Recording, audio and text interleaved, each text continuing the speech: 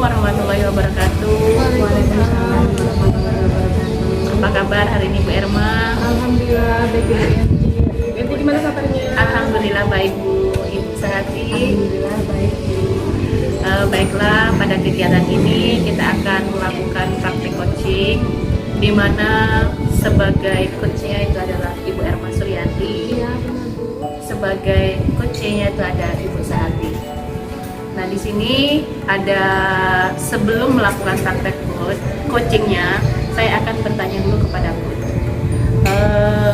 Menurut Ibu Erma, kompetensi yang harus dimiliki oleh seorang coaching itu apa aja, Bu? Ya, menurut saya setelah saya baca kompetensi coaching ada tiga.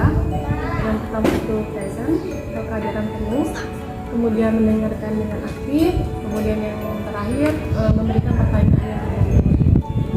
Dari kompetensi coaching yang ada ini, Bu, pada kegiatan hari ini, apa yang menjadi spesifik yang akan Ibu observasi? Pada kegiatan coaching kali ini, saya ingin mengambil kompetensi yang lebih spesifiknya itu pada present dan kehadiran penuh. Baik Bu, karena coachnya sudah menyampaikan bahwa yang akan diobservasi pada kegiatan coaching kali ini adalah kehadiran penuhnya, apakah Ibu saat sudah siap? Ibu Erma sudah siap Bu ya sebagai coachnya ya? Kalau sudah siap, marilah kita mulai praktik coaching hari ini. Assalamualaikum Bu Erma. Waalaikumsalam Ibu Sati. Bagaimana kabarnya Ibu Sati? Alhamdulillah baik Bu. Ini Apa kabar? Alhamdulillah baik. Ini kayaknya Ibu ini lagi murung, kenapa ini Bu? Ada masalah apa? Coba cerita-cerita nih. Ada masalah apa nih yang membuat Ibu Sati jadi murung? Jadi sebenarnya sudah minggu lalu itu Bu, saya sudah disupervisi sama ibu kepala sekolah saya. Dan memang ingin sekali menemui Ibu Erma untuk ya diskusi atau sharing Bu gitu ya. Tapi ketika disupervisi itu kok jadinya saya itu ada yang mengganjal gitu Bu. Jadi saya merasa kok tidak nyaman gitu ketika masuk kelas gitu Bu. Oh gitu ya. Nah kira-kira nih tadi dari yang disupervisi ya? Iya. Kepala sekolah ya. Nah itu habis itu Ibu langsung ngerasa nggak nyaman gitu ya. Jadi kebawa saya masuk kelas ya Bu ya. Nah apa tuh Bu permasalahan yang bikin Ibu gak nyaman tuh? Jadi minggu kemarin itu kan saya melakukan supervisi gitu. Ya. Kepala sekolah ikut masuk ke kelas saya. Kemudian saya sebenarnya sudah melakukan pengelolaan kelas dengan baik gitu. Tapi menurut kepala sekolah itu bahwa pembelajaran saya itu tidak begitu menyenangkan gitu. Menurut kepala sekolah gitu ya. Sementara yang saya lihat anak termotivasi dengan yang saya lakukan. Jadi saya juga agak mengganjal di mana ininya gitu. Salahnya ketika saya dipanggil sama kepala sekolah itu sesudah supervisi itu juga beliau mengatakan media pembelajarannya kok kurang menarik. Oh mungkin kurang ada interaksi gitu ya? Iya, seperti itu Bu. Padahal yang saya lakukan itu kan saya kan ngajar SMP nih Bu kan. Jadi mereka ini selama ini Bu, saya kasih gambar ya, saya kasih gambar-gambar yang ada di internet, saya unduh, kemudian saya berikan ke mereka. Kemudian saya juga memanfaatkan carta-carta yang ada di laboratorium Bu. Jadi setiap kali saya mengajar, saya pasti akan menggunakan media seperti itu. Tetapi menurut kepala sekolah, media saya ini kok masih dirasa kurang menarik. Nah Ibu sudah pernah tanya nih Bu, kira-kira apa sih penyebabnya gitu Bu? Kenapa sih kok yang media yang digunakan ini kok rasanya kurang menarik gitu Bu? Selama ini mungkin sayanya ya karena sudah terbiasa melakukan itu ya Bu ya. Jadi sayanya merasa sudah tepat gitu karena kan sudah terbiasa pakai itu ya. Memang saya juga mengabaikan bahwa di situ kan anak itu bermacam-macam karakternya ya, karakter murid bermacam-macam, minatnya pun bermacam-macam. Mungkin saya mengabaikan di situ gitu, sehingga kan kalau untuk melihat gambar berarti saya hanya terfokus pada siswa yang visual ya, visual saja. Sementara yang memang ada praktikum misalnya, tapi yang lainnya itu sepertinya mungkin saya mengabaikan di situ. Oh, jadi Bu lebih fokus ke visual ya Bu ya, siswa yang memiliki kemampuan visualnya saja gitu. Sementara yang audio sama kinestetiknya sudah agak Ibu abaikan gitu ya Bu ya. Nah, kira-kira nih dari program yang tadi buka gitu kan Bu, kira-kira ada nggak nih gambaran solusi yang Ibu lakukan nih ke depannya supaya pembelajaran Ibu nanti kan lebih baik lagi, kemudian ketika disupervisi itu bisa lebih aktif lagi gitu ya, jadi kepala sekolahnya nanti bisa memberikan komen yang lebih baik lagi gitu ya Bu ya. Jadi kalau menurut saya sesudah ini terus terang ya Bu ya, kita sudah disupervisi, perasaan kita kan langsung ya ngedrop gitu kan, apa ya gitu tuh. Ketika sudah kita tahu, oh saya harus ini gitu ya Bu ya, mungkin besok di RPP mungkin Bu ya, saya akan ubah di situ. Kan ada diferensiasi kalau sekarang ya, jadi ketika belajar mungkin saya akan melihat kebutuhan murid berdasarkan proses diferensiasi itu Bu. Jadi dari segi kontennya saya akan perbaiki ya. Kalau selama ini kan saya hanya untuk yang siswa visual ya Bu ya. Mungkin saya akan kira-kira kalau pakai video gimana ya Bu ya. Kalau video itu kan bergerak ya Bu ya. Nah, mungkin saya akan pakai diferensiasi kontennya dengan video sehingga anak juga pun mungkin akan bisa mengcover semuanya lah. Oke, jadi Ibu nih kalau misalnya nanti Ibu pembelajarannya agak sedikit dirubah nih mungkin ya, jadikan kayak ada video ya Ibu ya, kemudian mungkin perbaikan Ibu lebih di kontennya Bu ya. Nah mungkin Bu perbaikan dari Ibu konten tadi menurut Ibu nih itu berdampak tak Bu nanti? Kira-kiranya nih kalau Ibu kasih video nih bagi anak Ibu, kira-kira anak nih lebih tertarik nggak gitu Bu daripada pembelajaran yang sebelumnya sudah Ibu ajarkan? Jadi untuk kan selama ini anak udah terbiasa kalau mereka pakai gambar, sebagian anak kan sudah nyaman.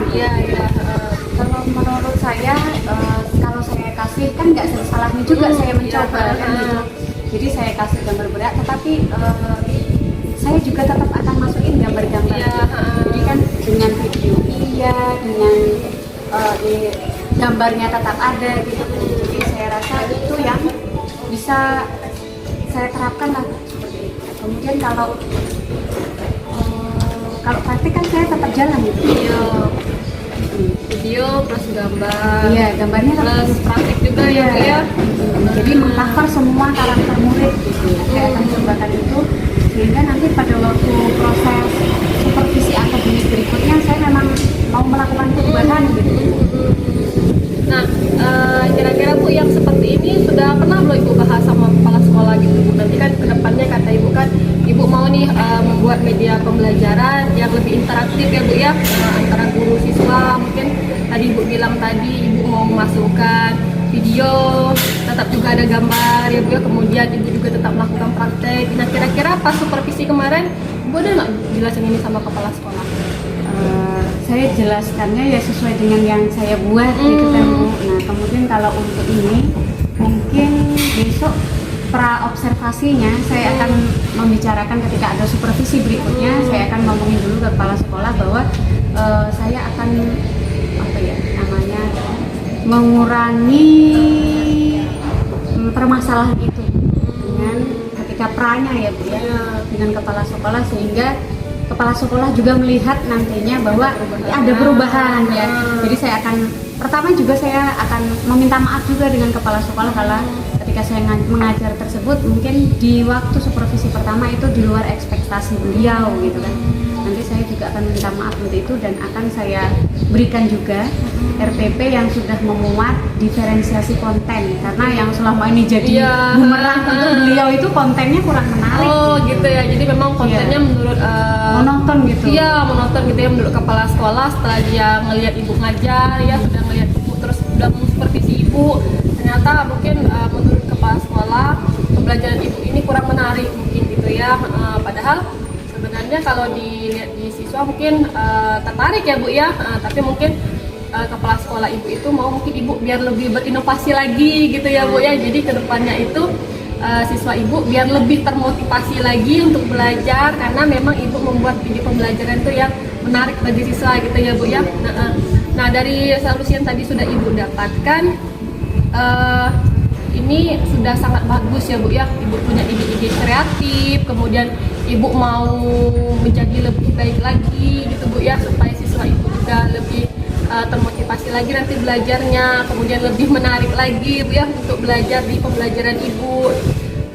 Kemudian juga semoga apa yang sudah ibu planningkan gitu kan, kepala sekolah ibu memberikan apa ya, komentar yang lebih baik lagi lah untuk ibu gitu ya Bu ya.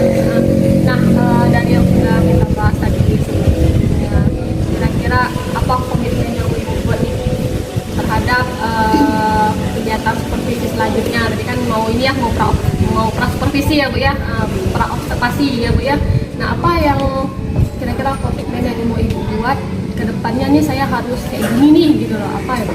Jadi kedepannya saya tetap mengacu pada kurikulum yang sudah ada, kemudian untuk proses pembelajarannya diawali dengan pembuatan RPP. Saya akan berfokus pada diferensiasi konten, kemudian saya juga akan mungkin melibatkan teman atau rekan ini sejawat yang mapelnya serumpun dengan saya untuk membahas kira-kira saya harus berkolaborasi juga dengan mereka mana yang terbaik gitu. Jadi kalaupun saya memerlukan bantuan, saya akan bertanya juga dengan kawan-kawan yang masih satu rumpun gitu mapelnya. Berarti kayak bertukar pikiran juga sama satu rumpun ya Bu ya, kira-kira metode strategi apa lagi yang kira-kira lebih baik lagi gitu ya Bu ya. Alhamdulillah itu bagus sekali loh Bu, semangat ibu saya acungi jempol gitu ya. Terima kasih. Jadi memang ibu ini guru yang memang memiliki inovasi yang luar biasa ya Bu ya. Ibu tujuannya juga bagus sekali ibu, jadi ibu memang mau memperbaiki diri supaya kedepannya lebih baik lagi. Kemudian untuk yang kepala sekolah tadi, nah apa yang dikatakan oleh kepala sekolah tadi merupakan apa ya, jadi tujuan ibu untuk ibu menjadi lebih baik lagi ya Bu ya. Kalau misalnya memang ada yang kira-kira buat ibu sedih, dihilangkan sedihnya, karena itu jadi motivasi ya Bu ya. Kedepannya ibu sehati, saya senang dengan kata ibu. Ibu merupakan guru yang kreatif, ibu merupakan guru yang inovatif. Nah, semangat yang seperti itu jangan sampai hilang. Semoga kedepannya ibu menjadi guru yang lebih baik lagi ya Bu ya. Terima kasih banyak Ibu Irma sudah meluangkan waktunya untuk mendengarkan keluh kesah saya gitu ya, karena ketika kita nyaman untuk masuk ke kelas murid gitu ya, di kelas-kelas maka pembelajaran pun insya Allah akan sampai seperti itu. Terima kasih hari ini sudah meluangkan waktu untuk saya dapat pencerahan saya dapat pencerahan sehingga ya saya bismillah lah untuk ke depan lebih baik lagi gitu. Ya, alhamdulillah. Berarti memang dari percakapan kita ada solusi ibu dapat Bu.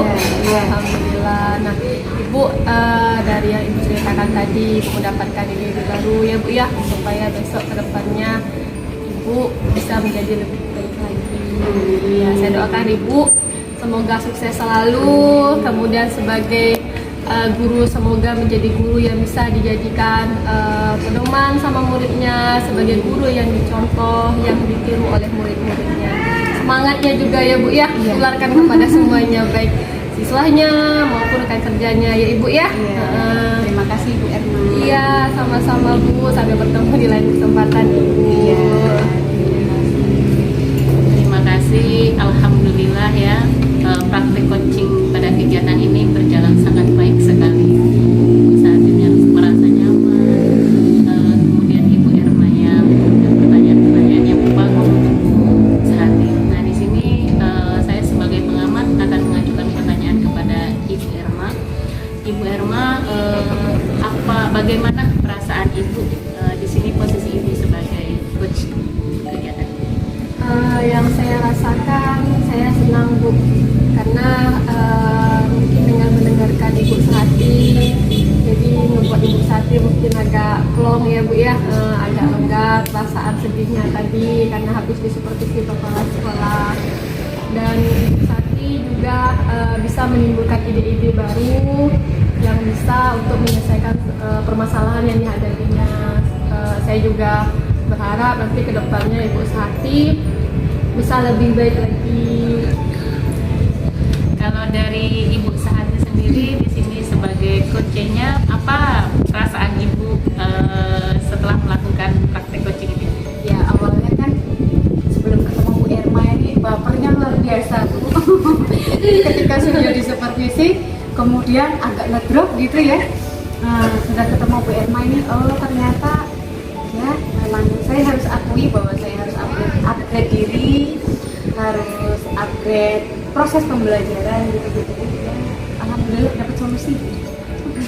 Alhamdulillah ya, jadi hasil observasinya untuk hari ini dari coachnya, dari Bu Erma sebagai coach, tadi sudah dipaparkan di awal, kompetensi coaching itu ada 3, sudah terlihat semuanya, di mana kehadiran penuhnya sudah dihadirkan Bu Erma, mendengarkan aktifnya juga, mengajukan pertanyaan berbobotnya. Kemudian untuk sebagai coachnya, Ibu Sehati sudah merasa rileks, terus nyaman, akhirnya bisa mengutarakan permasalahannya dengan begitu terbuka dan menemukan ide-ide baru. Nah disinilah ya, fungsi dari coaching tadi, kita dari coachingnya akan menemukan ide-ide barunya.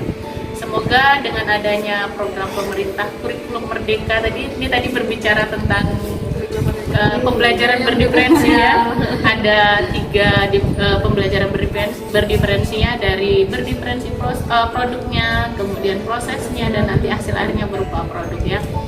Kemudian Bu, setelah praktek coaching ini apa sih kira-kira kedepannya atau kompetensi dari coaching itu sendiri yang akan Ibu tingkatkan? Menurut saya Bu, dari hasil coaching tadi, saya ngerasa kompetensi yang harus saya tingkatkan ke depannya itu adalah memberikan pertanyaan bertutur. Nah, saya ingin ke depannya nanti proses coaching itu dapat membuat coach saya itu bisa merasa nyaman, kemudian dia bisa menimbulkan ide-ide baru, ide-ide yang lebih inovatif, supaya dari coachnya sendiri bisa menyelesaikan permasalahannya gitu loh Bu. Jadi itu adalah harapan yang nantinya akan dikembangkan oleh Ibu sebagai coach ya. Terima kasih, alhamdulillah kegiatan kita hari ini berjalan